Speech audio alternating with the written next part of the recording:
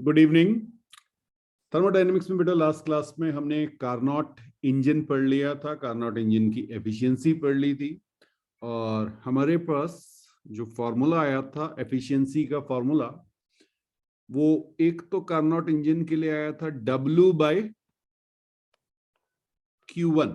यहाँ पे W जो था वो वर्क डन था और Q1 जो था वो हीट एब्जॉर्ब।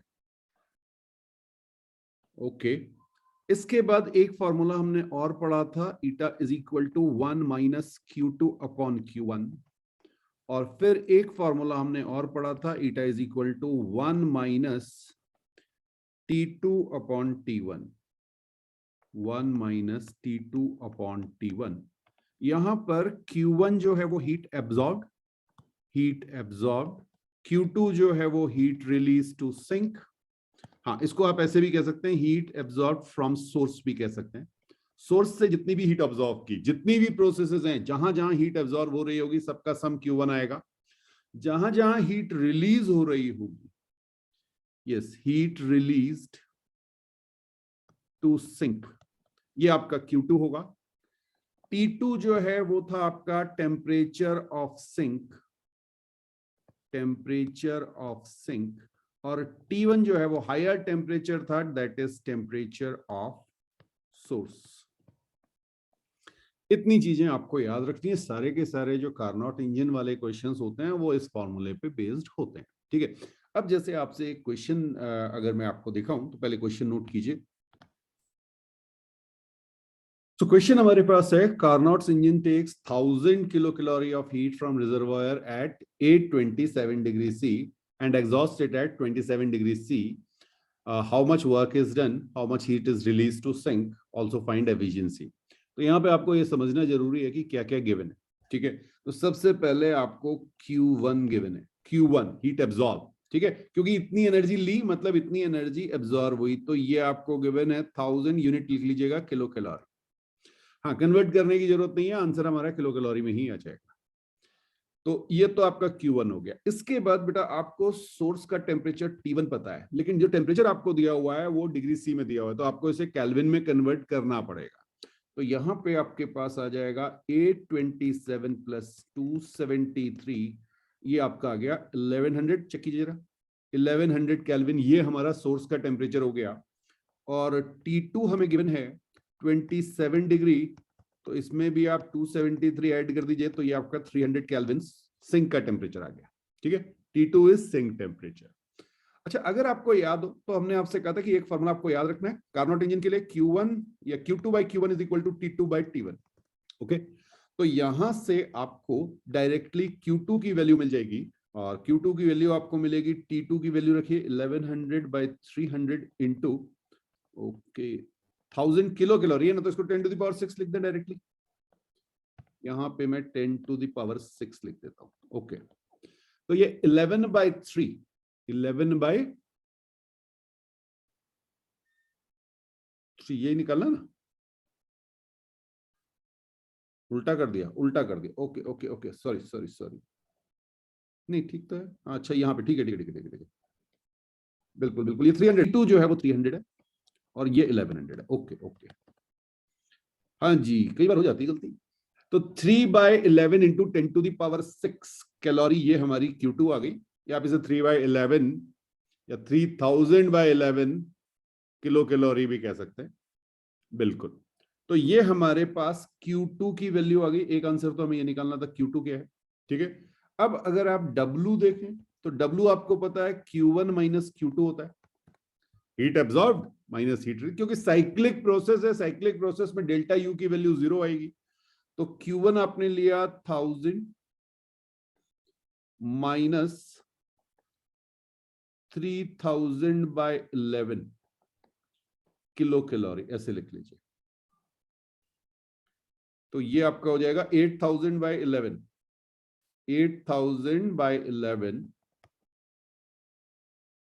8000/11 किलो कैलोरी, ये आपका वर्क डन। आप चाहें तो उसको जूल में बिल्कुल कन्वर्ट कर सकते हैं, बट अगर आप किलो कैलोरी में भी लिखेंगे तो गलत नहीं है। ठीक है जी, हाँ जी, वर्क डन आपका किलो कैलोरी में ये हो गया 1000 से मल्टीप्लाई करेंगे तो कैलोरी, और 4.2 से मल्टीप्लाई करेंगे तो जूल, एग्जैक्ट 4.186। ठीक है जी, 1 calorie is equal to 4.186 joule. तो ये आपका आ गया। अब एफिशिएंसी आपको निकालनी थी, तो एफिशिएंसी आप चाहे कोई भी फॉर्मूला यूज कर लीजिए, आप W/Q1 कर लीजिए, या आप डायरेक्टली 1 माइनस T2/T1 या 1 माइनस Q2/Q1, आपके ऊपर है आप कौन सा फॉर्मूला यूज करना चाहते हैं। तो ये जो आपका आएगा 1 माइनस T2/T1, तो ये आपका हो गया 1 माइनस 300/1100, तो ये 8/11।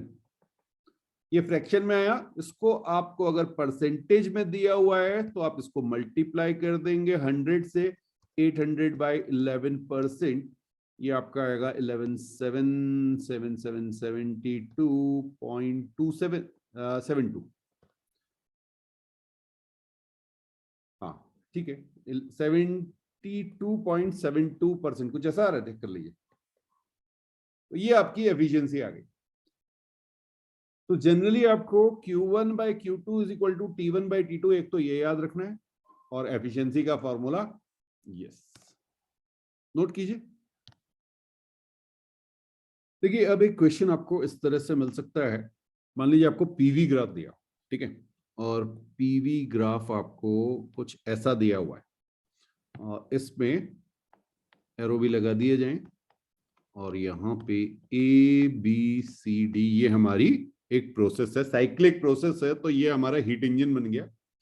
बट ये कार्नोट इंजन नहीं है। अब आपको पता है कि ये आइसोबारिक और आइसोकोरिक से मिलके बना हुआ है। Isobaric expansion, then isochoric cooling, then isobaric compression, then isochoric heating, ये हमारी प्रोसेस है। ठीक है, अब इसमें अगर मैं आपको वैल्यू दे दूं, सपोज मैंने आपको वैल्यू दे दी यहाँ पे 4 इंटू 10⁵ पास्कल में ले रहा हूं, पास्कल में ये वैल्यू दी है, ये वैल्यू आपको दी है 2 इंटू 10⁵ पास्कल। ओके, और यहाँ वॉल्यूम में वैल्यू आपको दी गई है 1.5 सेंटीमीटर क्यूब, और ये आपको दिया गया 4 सेंटीमीटर क्यूब, कुछ भी वैल्यू दी जा सकती है। ठीक है ना, हाँ ये 1 ले लीजिए, चलिए कोई बात नहीं, थोड़ा सा कैलकुलेशन इजी हो जाएगा, 1 ले लेते हैं, 1 ले लेते हैं। ओके, यहाँ पे मैंने ले लिया 1 सेंटीमीटर क्यूब।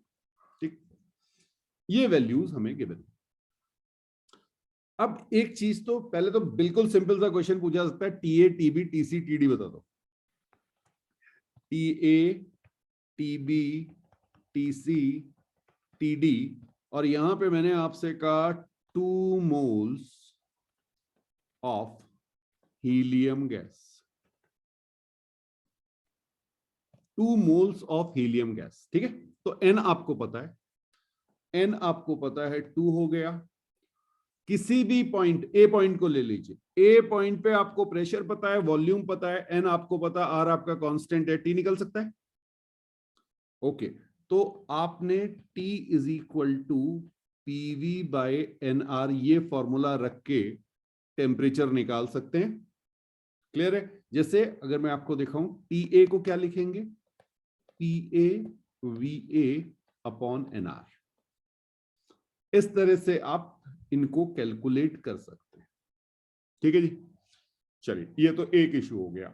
अब जरूरी नहीं कि आपसे ये पूछा ही जाए, ये तो आपको जरूरत पड़ेगी, तो TA TB TC TD हम कैलकुलेट कर सकते हैं। एक तो हमारी ये कहानी हो गई। इसके बाद मैंने आपसे पूछा भाई ये बता दो कि प्रोसेस AB कौन सी है, AB प्रोसेस। तो आपने कहा सर AB प्रोसेस जो है वो आइसोबारिक है। बहुत बढ़िया, प्रोसेस का नाम आइसोबारिक, और साथ में हम लिख देते हैं एक्सपेंशन हो रहा है, तो यहां हमने लिख दिया एक्सपेंशन। अब आप मुझे बताइए कि QW∆U ये क्या क्या होगा। AB प्रोसेस में QW∆U क्या क्या हो, सबको पता है। ठीक, तो आपका ये आ जाएगा NCP∆T। अब ∆T की जगह देखिए मैं क्या लिख रहा हूं, TB-TA हो जाएगा। ∆T जो है इसको मैं TB-TA लिख रहा हूं, तो NCP/TB-TA। ये बात समझ में आई? Okay, work done, work done. अच्छा वर्क डन थोड़ा सा आगे लिख लेते हैं, पहले डेल्टा यू यहां पे लिख लेते हैं। डेल्टा यू कितना, डेल्टा यू आपका हो गया n CV TB minus TA, बहुत बढ़िया। और फिर वर्क डन बता दीजिए। आइसोबारिक एक्सपेंशन है तो आप चाहें तो डायरेक्टली पी डेल्टा वी भी लिख सकते हैं, पी डेल्टा वी। ठीक है, अब डेल्टा वी को भी चाहें तो आप चेंज कर लीजिए, बिल्कुल। डेल्टा वी को क्या लिखेंगे, VB minus V A, P VB minus V A. P कौन सा, प्रेशर ए वाला जो है, ठीक है, 4 इंटू 10⁵। तो इस तरह से आप से कुछ भी पूछा जाए, क्यू पूछा जाए, डेल्टा यू पूछा जाए या डब्ल्यू पूछा जाए, कैलकुलेट कर सकते हैं। चलिए एक और दिखा दें आपको, बीसी प्रोसेस में। बीसी प्रोसेस में, बीसी प्रोसेस है कैसी, आइसोकोरिक प्रोसेस, बहुत बढ़िया, वॉल्यूम कांस्टेंट है और आप देख रहे हैं कि प्रेशर रिड्यूस हो रहा है, यानी टेम्परेचर कम हो रहा होगा, तो आइसोकोरिक कूलिंग कहते हैं इसको, टेम्परेचर कम हो रहा है। अब आप मुझे बताइए कि Q कितना होगा। अच्छा कोई चीज जीरो दिख रही है आपको, पहले ये बताओ, कोई चीज जीरो दिख रही है, बहुत बढ़िया। तो वर्कडन आपने का जीरो हो गया, क्यों, आइसोकोरिक प्रोसेस में वर्कडन जीरो होता है। और ये दोनों वैल्यू आपकी एनसीवी, बहुत ध्यान से, TC minus TB, because process आपकी बी से सी की ओर जा रही है बेटा, ठीक है। तो फाइनल टेम्परेचर टीसी हो गया और इनिशियल टेम्परेचर टीबी हो गया। डेल्टा यू की वैल्यू भी एनसीबी टीसी माइनस टीबी ये आएगी। क्लियर है। अच्छा अब कई बार इसमें बड़ा कंफ्यूजन होता है, सर बड़े हैवी कैलकुलेशन हो रहे, कैलकुलेशन हैवी होते नहीं, देखिए आपको एक्चुअल में टीबी टीए कैलकुलेट करने की जरूरत नहीं होगी। क्यों, टीबी की वैल्यू क्या आई थी जल्दी बताओ, P A V A upon N R, और टी ए की वैल्यू क्या आई थी, सॉरी सॉरी, ये पी बी है, पी बी वी बी, और टी ए की value P A V A upon N R, ये आई थी। अच्छा अब जरा इसको देखें, मान लो आपको क्यू कैलकुलेट करना है, तो क्यू कैसे कैलकुलेट होगा, क्यू ए बी प्रोसेस में कैसे कैलकुलेट होगा, आप कहेंगे एन, सीपी बता दीजिए जरा, मोनो एटॉमिक गैस दी हुई है, मोनो एटॉमिक गैस दी हुई है, सीवी की वैल्यू 3/2R, सीपी की वैल्यू 5/2R। तो आप यहां पे लिख दीजिए 5/2R। बात समझ में आ गई, सीपी की वैल्यू डाल दी। अब टीबी माइनस टीए को क्या लिखेंगे, ये तो सीधे सीधे दिख रहा है आपको, PB VB minus P A V A upon NR. Okay, और एनआर में ये एनआर आपका कैंसिल हो गया, तो एक्चुअल में आपको ये कैलकुलेशन करने की जरूरत नहीं पड़ी, सीधे सीधे आपके पास आ गया 5/2 PB VB minus P A V A. ठीक है ना। तो कुछ लोग क्या करते हैं, शुरू में ही TA TB TC TD calculate करने बैठ गए घंटा भर। अरे पहले देख तो लो जरूरत है कि नहीं है। यहाँ पे आपको टीए टीबी कैलकुलेट करने की जरूरत फॉर्मूले में जरूर आ रहा था, लेकिन आपने उसको पीए वीए अपॉन एनआर से रिप्लेस किया, तो एनआर वाला टर्म गायब हो गया, डायरेक्टली पीए पीबी वीए वीबी की वैल्यू आपको पता है, तो वैल्यू पुट कीजिए, आपका क्यूए भी आ जाएगा। हाँ टेम्परेचर पूछा गया तो बिल्कुल कैलकुलेट करना पड़ेगा, ठीक है। इसी तरह से आप बाकी भी कैलकुलेट कर सकते हैं। फाइन, तो ये स्टेप मेरे ख्याल से क्लियर हो गया होगा। तो अब बेटा अगर आप देखेंगे, मान लीजिए मैं फिर से एक बार इस क्वेश्चन को आपको ग्राफ को दिखा दूं। ओके अब देखिएगा, आप ये एरिया कैलकुलेट कर सकते हैं।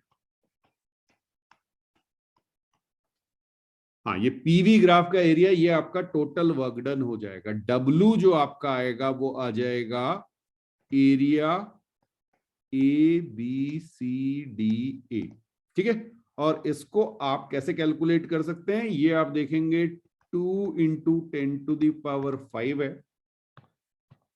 हाँ 2 इंटू 10⁵ मैं दिखा देता हूं आपको, एक मिनट 2 इंटू 10⁵, और ये आपका कितना बेटा 3, ठीक है, 3 सेंटीमीटर क्यूब है। ओके तो जब आप एरिया कैलकुलेट करेंगे तो ये आपका जाएगा 2 इंटू 10⁵ इंटू 3 इंटू 10⁻⁻6, और ये SI यूनिट में, ये जूल में आ गया आपका, चेक कर लीजिए। तो ये आपका आ गया 6 इंटू 10⁻⁻1 जूल, ये आपका वर्क डन आया बेटा। ठीक है, ये टोटल साइकिल का वर्क डन है, कंप्लीट साइकिल का, ABCDA साइकिल में जो वर्क डन हो रहा है। अब बहुत ध्यान से, नेक्स्ट जो ये क्वेश्चन मैंने क्यों चूज किया था ये आपको दिखा रहा हूं। अब बेटा हम देखेंगे कि हमारी जो हीट एब्जॉर्ब हो रही है वो कहां होगी और जो रिलीज हो रही है वो कहां होगी। ठीक, तो AB प्रोसेस कौन सी है? आइसोबारिक। ओके, आइसोबारिक में हमने आपसे कहा QAB कितना आया? NCP TB minus TA। जल्दी से मुझे बता दो ये पॉजिटिव होगा या नेगेटिव? ओके, ये पॉजिटिव होगा। क्यों? क्योंकि फाइनल टेम्परेचर TB TA से बड़ा है। कैसे पता चला? आइसोबारिक प्रोसेस है, वॉल्यूम बढ़ रहा है, V is proportional to T, volume बढ़ेगा तो टेम्परेचर भी बढ़ेगा। Very good. अब जरा देखिएगा BC प्रोसेस में, BC प्रोसेस पॉजिटिव का मतलब क्या हो गया? ये हीट एब्जॉर्ब हुई, ये हीट एब्जॉर्ब हुई। मैं यहां पर इसको इनवर्ट्स दिखा दे रहा हूं, QAB, ये हीट हमारी एब्जॉर्ब हुई। साइकिल में ये समझना बहुत जरूरी, कहां हीट एब्जॉर्ब हो रही है, कहां पे रिलीज हो रही है और कहां पे Q इज इक्वल टू 0 है। ओके, BC क्या है? आइसोकोरिक। आइसोकोरिक प्रोसेस में आपको पता है QBC आपके पास आ जाएगा NCV TC minus TB। Positive होगा नेगेटिव होगा? जल्दी बताओ। सी टेम्परेचर, सी पे जो टेम्परेचर है वो बी से कम होगा बेटा। क्यों? आइसोकोरिक प्रोसेस में प्रेशर डाउन आ रहा है, प्रेशर डाउन आएगा तो वॉल्यूम भी टेम्परेचर भी डाउन आएगा। ठीक है, तो ये आपका नेगेटिव हो जाएगा। नेगेटिव का मतलब ये हीट रिलीज होगी। यहां पर मैं आउटवर्ड डायरेक्शन में ये दिखा रहा हूं QBC। बात समझ में आई? अच्छा, आप बिल्कुल चाहें तो इसको ब्रैकेट में लिख सकते हैं बेटा कि आपका TC is less than TB, और यहां पे आप लिख सकते हैं TB is greater than TA। आप टेम्परेचर निकाल के भी चेक कर सकते हैं, वो दिख भी रहा है। अच्छा जी, फिर CD पे आए। CD पे क्या होगा? CD आपका आइसो बारिक है।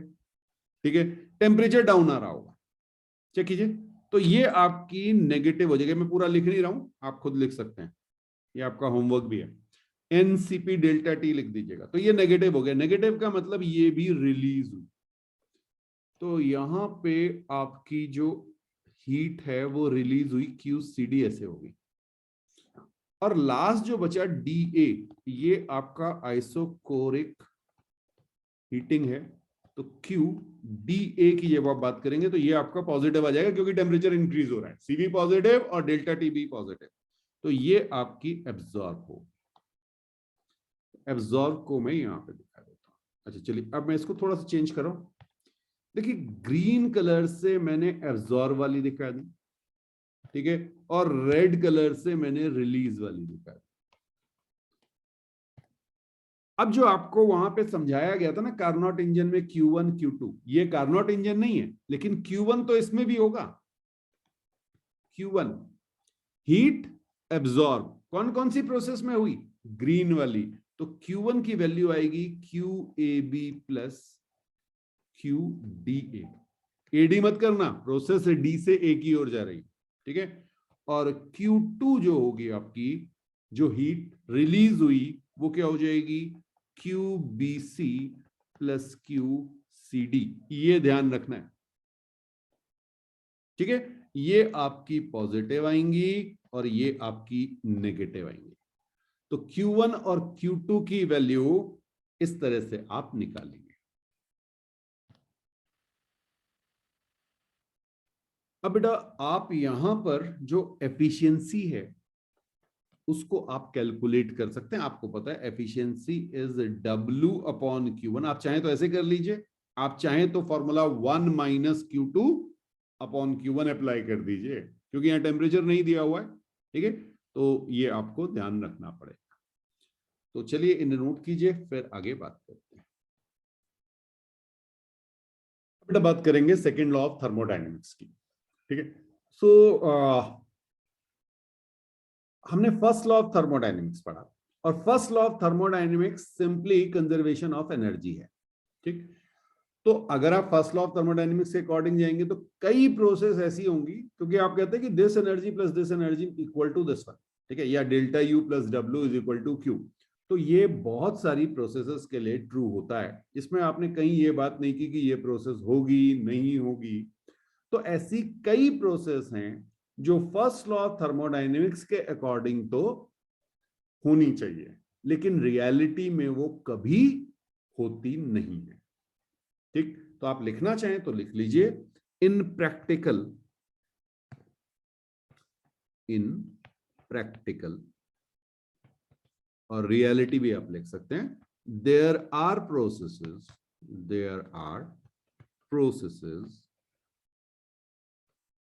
which are allowed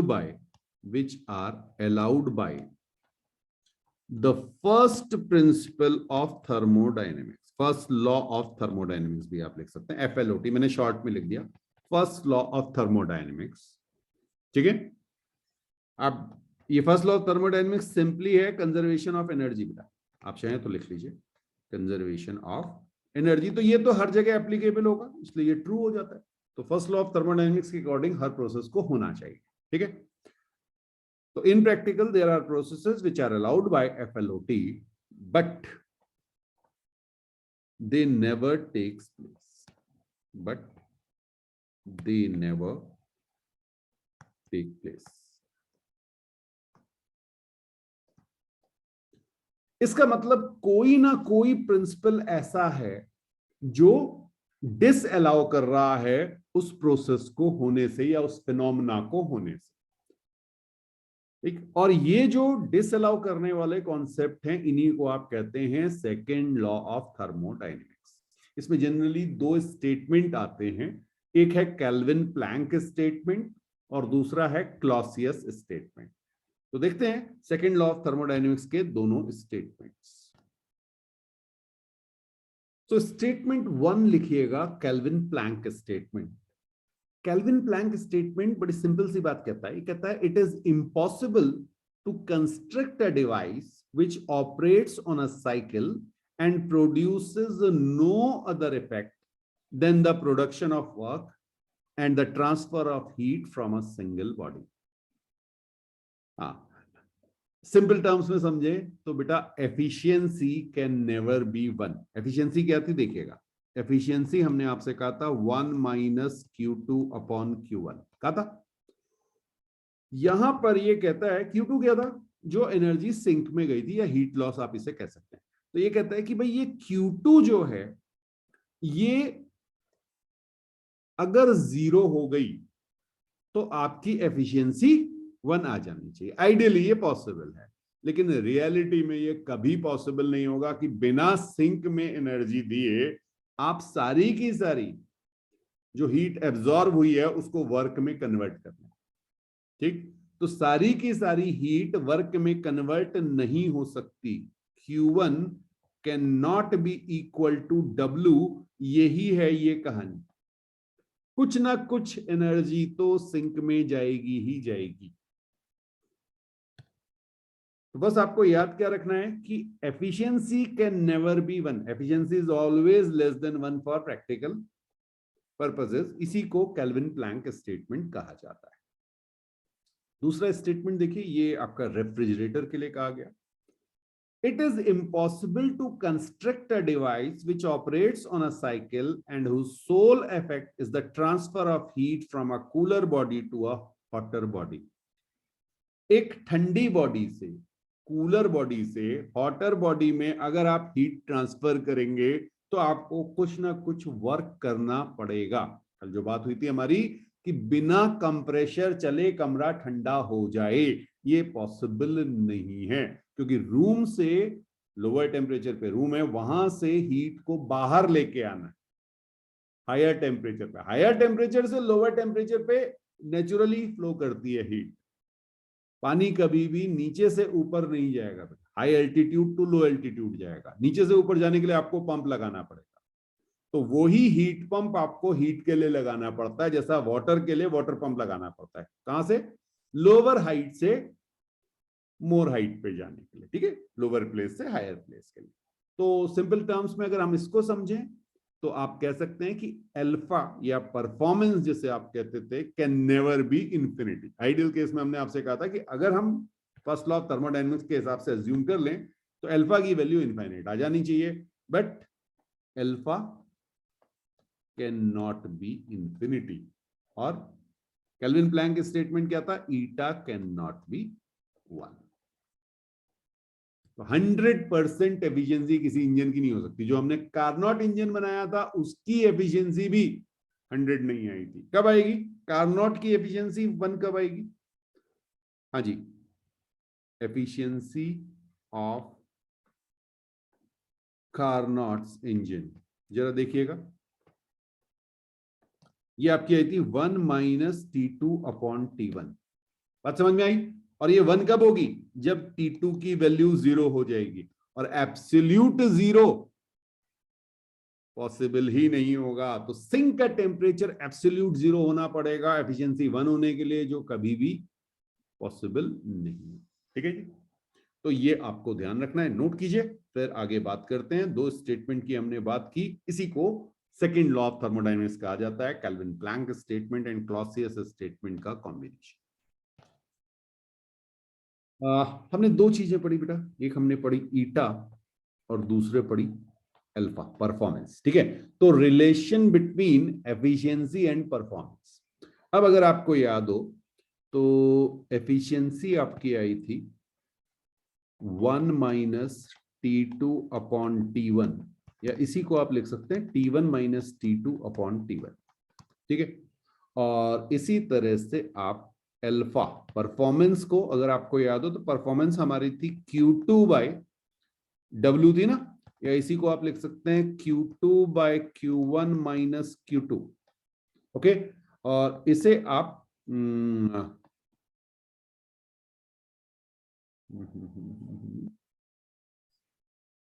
T2 bye T1 minus T2 लिख दूं? क्यों? बिकॉज Q1 बाय Q2 की वैल्यू T1 बाय T2 आई थी। कार्नोट इंजन की बात हो रही है, ध्यान रखिएगा। ये जब हम बात कर रहे हैं तो हम कार्नोट इंजन की बात कर रहे हैं, उसमें आपकी एफिशिएंसी और अल्फा की हम बात कर रहे हैं। ठीक है, तो यहां पर मैं थोड़ा सा इसे रीअरेंज कर रहा हूं, देखिएगा। अल्फा को मैंने क्या लिखा? 1 upon T1 bye T2 minus 1। Clear? अच्छा जी, यहां से भी तो कुछ लिख सकते हैं। यहां से आप लिख सकते हैं eta is equal to 1 minus T2 upon T1। ठीक है, तो इससे हम लिख सकते हैं, जरा देखिएगा यहां पे थोड़ा सा स्पेस बना लें। T2 upon T1 is equal to 1 minus eta, और T1 अपॉन T2 की वैल्यू हमने लिख ली 1 बाय 1 माइनस ईटा। चेक कीजिए जरा, तो यहां पर 1 माइनस ईटा माइनस 1, बस वैल्यू प्लेस करनी है आपको, और जो रिजल्ट आएगा उसको रट लेंगे तो अच्छा रहेगा। बड़ा बड़ा कॉपी में या एक पेज पे बना के सामने लगा दीजिएगा, 3-4 दिन में रट जाएगा। ओके, तो इसको आप सॉल्व करेंगे तो क्या आएगा? ये आपका जाएगा 1 माइनस ईटा अपॉन ईटा। चेक कर लीजिए जरा। तो अल्फा और ईटा के बीच का जो रिलेशन है वो है alpha is equal to 1 minus eta upon eta. Eta efficiency है, प्लीज ध्यान रखिएगा। परसेंटेज में दिया हो तो फ्रैक्शन में ले लीजिएगा उसको, 100 से डिवाइड करके। 80% दिया है तो 0.8 लीजिएगा।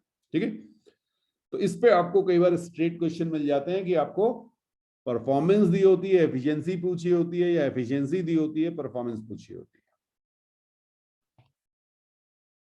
ओके, नोट कीजिए, फिर आगे बात करते हैं।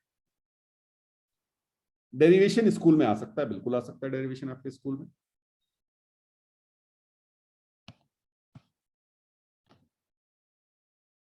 कार्नोट इंजन में एफिशिएंसी और परफॉर्मेंस के बीच का रिलेशन, एक एग्जांपल देख लें। मान लीजिए आपसे मैं कहूं कि एक मेरे पास इंजन है जिसकी परफॉर्मेंस 40% गिवन है, तो ईटा इज इक्वल टू 0.4 और 40% एफिशिएंसी है। आपको बताना है परफॉर्मेंस क्या होगी, ठीक है।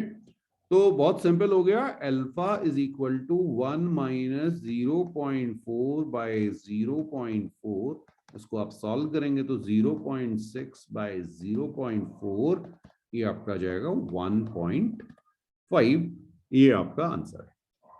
क्लियर? तो 40% एफिशिएंसी पे आप अल्फा कैलकुलेट कर सकते हैं, या अल्फा अगर आपको दिया है तो आप एफिशिएंसी कैलकुलेट कर सकते हैं।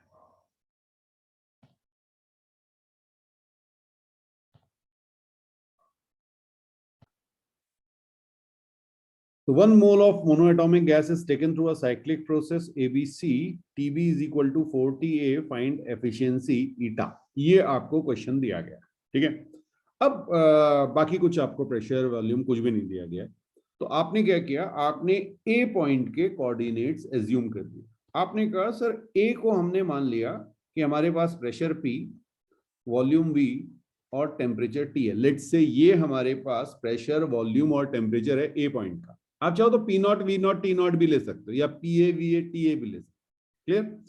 अब आपको पता है कि अगर आप लाइन ए बी को देखें, लाइन ए बी क्या कहती है, pressure is proportional to volume. Okay, pressure is proportional to volume. जैसे जैसे प्रेशर इंक्रीज कर रहा है वैसे वैसे वॉल्यूम इंक्रीज कर रहा है।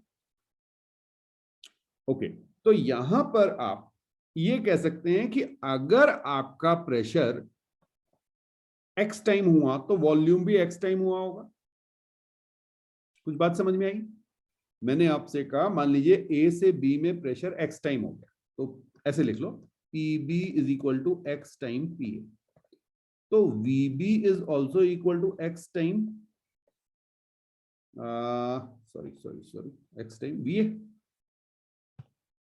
X time V A. Okay okay okay okay okay, ये लिख सकता हूं। अगर पीबी 2 टाइम्स बढ़ा तो वॉल्यूम भी 2 टाइम्स बढ़ जाएगा, क्योंकि डायरेक्टली प्रोपोर्शनल है।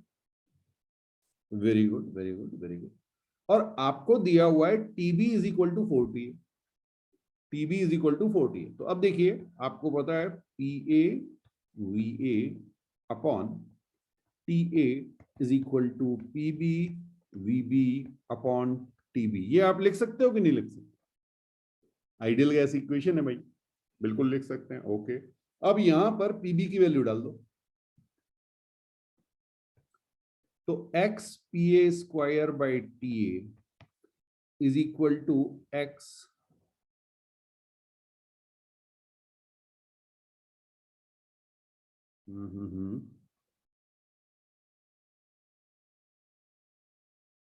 अच्छा एक मिनट, वी ए की वैल्यू, पी ए की वैल्यू हमने, अच्छा नहीं, इसे इसे यहाँ पे रखो, पी ए वी ए रख लो, कोई बात नहीं कोई बात नहीं कोई बात नहीं, दूसरे ढंग से कर लेते हैं, कोई बात नहीं। हाँ, यहाँ पे लिखोगे आप x square P A V A by TB, ऐसे कर सकते हो। और टीबी आपको गिवन है 4 टी ए, ऐसा गिवन है। चलो देखो, P A V A cancel, T A से टी ए कैंसिल, यहां से आपको x जो आपने अज्यूम किया था X square is equal to 4 मिला, तो x की वैल्यू डबल मिल गई। आप इसे डायरेक्टली भी कर सकते थे, मैंने पूरा सॉल्व करके आपको दिखा दिया। हाँ, कई बार ऐसा होता है कि एकदम से समझ में नहीं आता कि क्या हो क्या रहा था। भाई हमने कहा कि ए से बी पे जब आप जा रहे हैं तो प्रेशर वॉल्यूम के डायरेक्टली प्रोपोर्शनल है, इसलिए अगर प्रेशर डबल हुआ तो वॉल्यूम भी डबल हो गया, इसीलिए आपका टेम्परेचर जो है वो 4 टाइम्स हो गया। PV upon T is equal to constant, ठीक है। तो अब आपको क्या मिल गए, बी के कोऑर्डिनेट्स मिल गए। चलो देखिए बी के कोऑर्डिनेट्स क्या है, बी के कोऑर्डिनेट्स हैं 2p 2v और 4t। चेक कीजिए जरा। अच्छा, आप में से कोई मुझे सी के कोऑर्डिनेट्स बता सकता है? सी के कोऑर्डिनेट्स, हाँ जी, ए और सी दोनों सेम प्रेशर पे, इसलिए प्रेशर क्या होगा, पी। बहुत बढ़िया। बी और सी सेम वॉल्यूम पे हैं, इसलिए वॉल्यूम क्या होगा 2V, और टेम्परेचर अगर आप देखेंगे तो P is equal to nRT लगा दीजिए, टेम्परेचर आपका आएगा 2T। तो अब हमारे पास ए, बी और सी के प्रेशर, वॉल्यूम और टेम्परेचर सारी चीजें मिल गई। तो जब भी आपको इस तरह का क्वेश्चन मिले तो आपको ये चीज ढूंढनी है कि भाई मेरे पास प्रेशर, वॉल्यूम और टेम्परेचर, एक को हमने एज्यूम किया, ए को in terms of volume of A B, sorry, volume of A, we can calculate volume of B and volume of C. In terms of pressure of A, we can calculate pressure of B and C or temperature. Fine? चलिए अब जरा देखते हैं, process आपको समझ में आ रही है? अगर मैं आपसे कहूं व्हाट इज QAB, ठीक, तो क्या QAB कोई स्टैंडर्ड प्रोसेस है? जल्दी से ये बता दो। क्या ये isochoric, isobaric, isothermal, adiabatic 4 standard process थी, उनके फॉर्मूले हमें रटे थे? नहीं है। ओके, कोई बात नहीं। तो अगर ये नहीं है तो हम यहां पे लिख देते हैं NCAB डेल्टा T, ठीक है। और CAB हमें कैलकुलेट करना, अभी बता रहा हूं कि कैसे कैलकुलेट करेंगे। अब N आपको पता है, N कितने, नंबर ऑफ मोल्स गिवन है, 1 मोल गिवन है। ओके, N को हमने 1 रखा, हमने यहां पे लिखा CAB डेल्टा T की वैल्यू क्या आएगी, TB माइनस T है, TB हमारा था 4T minus T, that is 3CABT। ये हमारे पास QAB आ गया, और जैसे ही हमें CAB पता चलेगा, बहुत बढ़िया। अब देखिए QBC ये क्या होगा? BC प्रोसेस कैसी है? BC प्रोसेस आइसोकोरिक प्रोसेस, तो ये आपका हो जाएगा NCV डेल्टा T, ठीक है। N आपको पता है 1 आ गया, CV कितना, मोनो एटॉमिक गैस दी है इसलिए 3/2R। डेल्टा T कितना, TC माइनस TB, TC कितना है 2T minus 4T, 2T minus 4T। Okay, ये मेरे पास आ गया, देखिए क्या रहा है, 2 माइनस 3RT, क्या ये आया, माइनस 3RT आया, वेरी गुड। और फिर हमारे पास QCA प्रोसेस, QCA प्रोसेस क्या है, आइसोबारिक प्रोसेस हमारी हो जाएगी NCP डेल्टा T। हर जगह डेल्टा T अलग अलग है, ध्यान रखिएगा बेटा, प्रोसेस के अकॉर्डिंग आपको लेना पड़ेगा। तो N आपका 1, CP कितना, CP मोनो एटॉमिक गैस के लिए 5/2R। ओके, डेल्टा T कितना, TA माइनस TC, तो ये आपका हो जाएगा T माइनस 2, यहां से ये आपका जाएगा माइनस 5/2RT। चेक करो जरा। अब एक चीज अभी बची हुई है बेटा, जल्दीबाजी नहीं, ये बचा हुआ है, CAB कैलकुलेट करना, ठीक है। तो CAB कैसे मिलेगा? देखिए हमने आपको एक पॉलीट्रोपिक प्रोसेस बताई थी, PV to the power X is equal to constant, याद आया? पॉलीट्रोपिक प्रोसेस, तो ये वाली प्रोसेस क्या है, ये जो आपको प्रोसेस गिवन है, ये प्रोसेस क्या है आप बता सकते हैं? P/V is equal to constant. Check करो जरा, अरे P और V का रेशियो सेम है कि नहीं है? स्ट्रेट लाइन है passing through origin, P is direct, ऐसे भी लिख सकते हो, P is directly proportional to V, ठीक है। या इसी को आप लिख सकते हैं PV to the power -1 is equal to constant. तो ये आपकी प्रोसेस AB आपको दी गई है। हाँ, मतलब क्वेश्चन में नहीं थी, वो ग्राफ से आपको पता चला, छिपा के दी हुई। तो यहां से अगर आप इसका C निकालेंगे, CAB अगर आपको याद हो तो क्या था, CV plus R/1 minus X। Okay, CV कितना, 3/2R, मोनोएटॉमिक गैस गिवन है, प्लस R/1 माइनस -1, X की वैल्यू -1 बताएं, ठीक। तो इसको जब आप सॉल्व करेंगे तो CAB आपका आ जाएगा 2R। चेक करो, और बस यहां पे आपको CAB की जगह 3 इंटू 2R इंटू T लिख दीजिए, तो ये आपका आ गया 6RT, ये आपका आ गया 3RT, माइनस साइन के साथ, ये -5/2 RT, ठीक है। तो टोटल जो हीट, अच्छा इसी में ना अगर मैं आपसे पूछूं what is Q1, total heat की भी बात करते हैं, पहले Q1 बता दो। Q1 क्या है? जो हीट एब्जॉर्ब हुई, एब्जॉर्ब कौन हुई? एब्जॉर्ब कौन हुई? जो पॉजिटिव आई। तो केवल 6 RT आपकी Q1 है। ओके, मैं यहां पे अगर आपको दिखाऊं ग्रीन कलर से, मैंने आपसे कहा था, तो ये QAB वाली आपकी Q1 है, ये आपकी हो गई 6 RT, ठीक है। चलिए बहुत बढ़िया। और अगर मैं आपसे कहूं Q2 कितनी है, Q2 मैग्नीट्यूड की बात करेंगे, तो मैग्नीट्यूड में हमारे पास ये हो जाएगी 3 RT + 5/2 RT। नेगेटिव तो होती है, हमें पता है, रिलीज्ड है वो, ठीक। तो Q2 हमारे पास आ गई 11/2 RT। फाइन, वर्क डन कितना आ गया? Q1 - Q2 मैग्नीट्यूड में। तो ये आपका 6 RT - 11/2 RT, ये मेरे पास आ गया ½ RT। चेक कर लो। फाइन, एफिशिएंसी क्या होती है? W/Q1। W आपका हो गया ½ RT और ये आपका हो गया 11/2 RT। चेक करो जरा। नहीं, ये तो Q2 है, sorry sorry sorry, Q2, Q1 की वैल्यू क्या है? 6 है, 6 ये 6 है। हाँ, 11/2 नहीं, 11/2 तो Q2 है। ओके, ये है आपका ½ RT W/6 RT, और RT और RT कैंसिल, ये आपका आ गया 1/12। परसेंटेज में निकालेंगे तो ईटा परसेंटेज जो है आपका वो 1/12 × 100, 8% से थोड़ा ज्यादा। ओके, 8.33% ये आपका एफिशिएंसी आ जाएगी। तो कोई भी प्रोसेस आपको दी जा सकती है, वो 3 प्रोसेस से मिलके बनी हो सकती है, 5 प्रोसेस से मिलके बनी हो सकती है। आपको करना क्या है? वर्क डन निकालना है। बेस्ट है आप Q निकालिए, क्योंकि आपको Q1 Q2 की रिक्वायरमेंट है। बेस्ट होता है आप हर प्रोसेस के लिए Q कैलकुलेट कीजिए, प्रोसेस ढूंढिए। स्टैंडर्ड है तो बहुत आसान है, आइसोबारिक, आइसोकोरिक, आइसोथर्मल या एडियाबेटिक है तो बहुत आसान है, क्योंकि वैल्यू आपको नून होती है। हाँ, अगर नहीं दी हुई तो कहीं ना कहीं ग्राफ में हिंट दिया होगा, आप आइसोट्रोपिक प्रोसेस की इक्वेशन बनाइए, वहां से आपका आंसर आ जाएगा।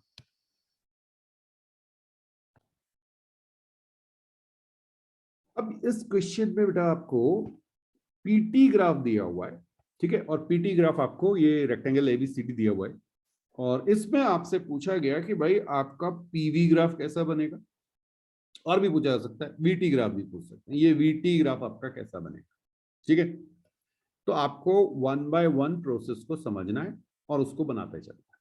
तो जैसे अगर आप बात करें एबी प्रोसेस, एबी प्रोसेस क्या है? एबी प्रोसेस आपकी आइसोथर्मल।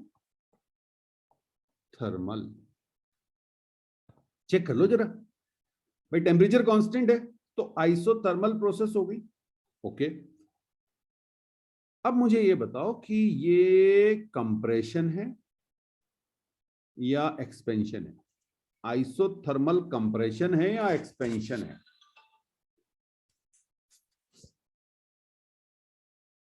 आइसोथर्मल प्रोसेस है। आइसोथर्मल प्रोसेस आपका PV is equal to constant होता है बेटा, PV is equal to constant होता है, ठीक है। हाँ, अब आप देखिए प्रेशर इंक्रीज हो रहा है, प्रेशर इंक्रीज हो रहा है तो वॉल्यूम क्या होगा? डिक्रीज होगा। तो ये आइसोथर्मल कंप्रेशन है। और अगर आपको याद हो, मान लीजिए आपने यहां पे एक पॉइंट बनाया ए, तो आइसोथर्मल कंप्रेशन का ग्राफ कैसा बनेगा? ये कुछ इस तरह से बनेगा। नेगेटिव स्लोप आती थी, स्लोप भी आपको याद होनी चाहिए, -P/V। ओके, ये आपकी ए से बी इस तरह से ग्राफ बनेगा, ठीक है। ओके, अब जरा देखें बी से सी, बी सी ग्राफ क्या है? बी सी ग्राफ, ये आपको पता है, ये आपका आइसोबारिक है। वेरी गुड, आइसोबारिक है। आइसोबारिक में ये बताओ, ये एक्सपेंशन है या कंप्रेशन? आइसोबारिक तो है, ये तो आपने मुझे बता दिया। टेम्परेचर बढ़ रहा है, आइसोबारिक का मतलब P is equal to constant, तो V is proportional to T। किसके लिए? आइसोबारिक के लिए।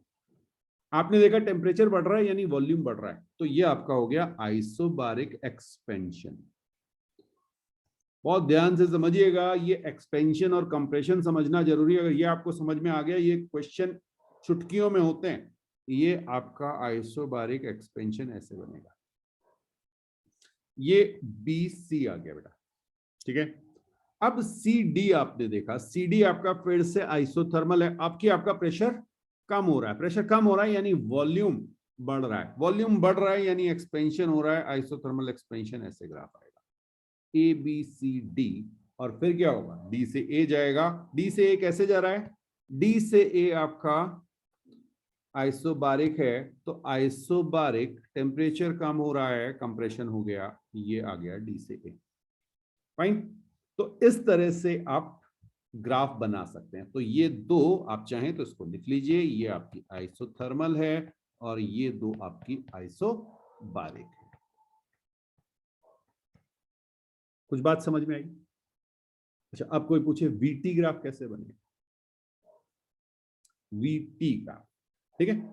तो देखो AB जो है, AB को सबसे पहले ये देखो, आइसोथर्मल कंप्रेशन। आइसोथर्मल कंप्रेशन मतलब वॉल्यूम कम हो रहा होगा और टेम्परेचर कांस्टेंट, तो ये बनेगा। ओके, मैं स्केल से पूछता हूँ, रुके स्केल से। हाँ जी, अरे 1 मिनट, कुछ हैंग कर गया। हाँ,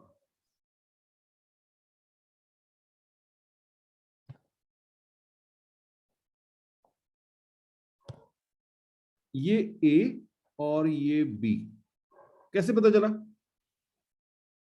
अरे AB प्रोसेस देखो ना, आपने खुद लिखा हुआ है आइसोथर्मल कंप्रेशन, तो टेम्परेचर कांस्टेंट और वॉल्यूम रिड्यूस होगा, तो रिड्यूस होने के लिए वो एरो नीचे आएगा। बात समझ में आई? चलिए, बहुत बढ़िया। अब इसके बाद कहां जाएगा? इसके बाद कहां जाएगा? BC जो है वो isobaric, pressure constant. Pressure constant मतलब volume is proportional to T। Volume is proportional to T मतलब straight line passing through origin at some angle, ऐसे करके ये एक आपका, चेक करो, ये BC बना होगा, ठीक है, वेरी गुड।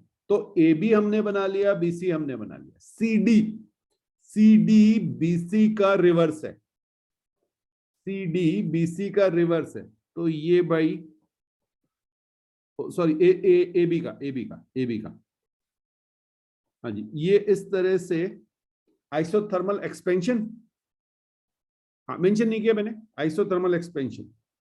और ये कुछ यहां तक जाएगा, बिकॉज ये वाली लाइन आएगी,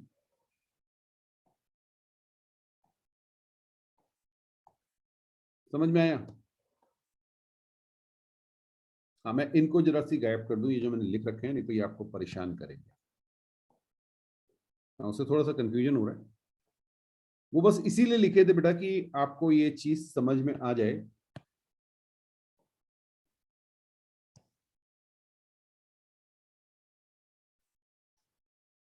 तो सबसे पहले आप अपनी प्रोसेसेस को लिखिए और फिर आप उन्हें बना दीजिए।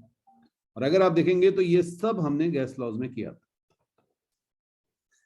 हाँ जी, तो यहां पर पूरी प्रैक्टिस हो जाती है, और इसीलिए जो अच्छे से प्रैक्टिस करते हैं उनके गैस लॉज के क्वेश्चंस बड़े आराम से सॉल्व हो रहे होते हैं, क्योंकि यहाँ पे फिर से प्रैक्टिस हो जाती है। यस,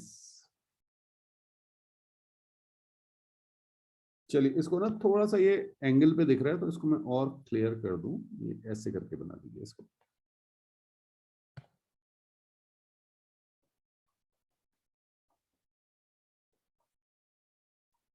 ये कुछ ऐसे आएगा, ABCD। तो दो लाइनें जो हैं वो कहां से पास हो रही होंगी? ओरिजिन से पास हो रही होंगी। ये दो लाइनें कौन कौन सी दिख रही हैं आपको? एक तो ये जो BC वाली है, और एक जो ये AD वाली लाइन है। ये दोनों लाइन कैसी हैं?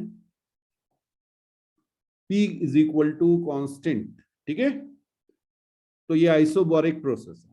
और ये जो आपको दूसरी लाइंस आपको दिखाऊं डिफरेंट कलर से, ये AB और CD, ये दोनों वर्टिकल लाइन है, ये आइसोथर्मल प्रोसेस है।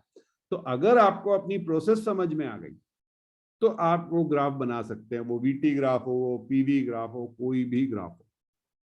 थोड़ी सी प्रैक्टिस कीजिएगा, और किसी तरह का कोई डाउट अगर मन में आ रहा हो तो आप नेक्स्ट क्लास में आते ही पहले पूछिए, और नेक्स्ट क्लास से हम थर्मोडायनेमिक्स केमिस्ट्री में जो यूज होगी उसको बात करेंगे। काफी कुछ यही है, थोड़ा सा चेंजेस केमिस्ट्री के साथ मिलते हैं।